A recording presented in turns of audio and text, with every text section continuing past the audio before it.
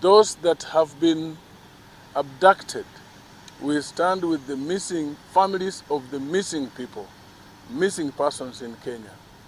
And we want to encourage Governor Natembeya that as a party, and I'm sure many Kenyans that have gone through this are with him, he should not despair or do anything that would appear that he has been intimidated, as he should live na mtu hata kidogo. If you talk about the man who, tried to lecture our governor, Kimani Ichung'wah, we know Kimani Ichung'wah very well, and you also know that he cannot address a rally even in his own Kikuyu constituency. Yes. You are also aware that his house was burned when he voted yes for the Finance Bill 2023 and the one of 2024. Yes. You are aware that he is only found in Nairobi in State House or anywhere outside Nairobi with the president, but he cannot move alone. Yes. Even to Mount Kenya region, he cannot move to Kiambu and address a rally. Alafu anakuja hapa Bungoma kutusi watu viongozi wa hapa Western.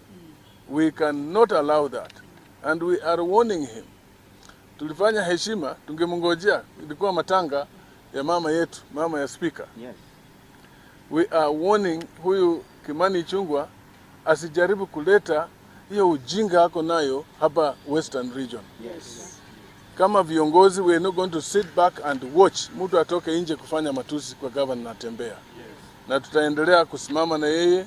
We are going to issue another statement in Nairobi with our partners, coalition partners. Mnajua, we are at the moment working towards a coalition, and will be coming up with a comprehensive statement from coalition partners and ourselves. Finally, Kimani Ichung'wah is the leader of minority. Leader of majority. Sorry.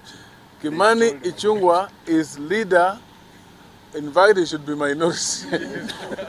Because they stole the majority. Okay, he's the leader of majority, a leader in parliament. What is his mandate? Does his mandate include kutembea Kenya mzima akitusi watu? Or he's supposed to be concentrating on leading government business in parliament and transacting legislation in parliament for the government? Instead of doing that, which is part of his mandate, anatembea kila mahali Kenya akitusi watu.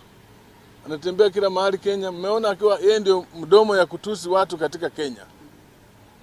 So mimi nataka kumuonya on behalf of my colleagues wenzetu hapa, Kimani Ichung'wah, fanya kazi yako. Yes. Waachana na watu wengine. Matusi hiyo umekuwa ukifanya hii muda yote, lazima itafika kikomo. Yes. Na even ujue Kenya kwanza inaenda kukwisha. Yes. Kenya kwanza ikikwisha, you will answer these things you have been talking about, all the things you have been doing, lazima utajibu. Yani mmeambiwa vizuri, William Ruto alikuwa kwa serikali iliyokwisha, the one Kimani Ichung'wah was referring to. William Ruto was there as deputy president. Na kama iko watu walikuwa abducted na kuwawa akiwa naibu wa rais, yeye pamoja na rais wakati huo ndio wangejibu. In fact, Natembeya was a mere administrator ambaye alikuwa kwa region hapa. He was not anywhere. He was not the DCI. He was not the Inspector General. He was not Deputy President or Cabinet Secretary for Interior. He was a low-key officer in the region, just a regional commissioner. Hakuna vile Ichung'wah anataka kutani. Hii propaganda wanajaribu kutani kwa watu wengine ndio wanafanya. They are the ones doing it. Ni Ichung'wah na hiyo group ya William Ruto ndio wana abduct watu wakiua. Na wajue hii mambo itakuja kukwisha. Lazima Wakenya waamuke, tumalize haya mambo ya abduction. William Ruto himself admitted, na vile Natembeya alimwambia, alisema atakomesha abductions.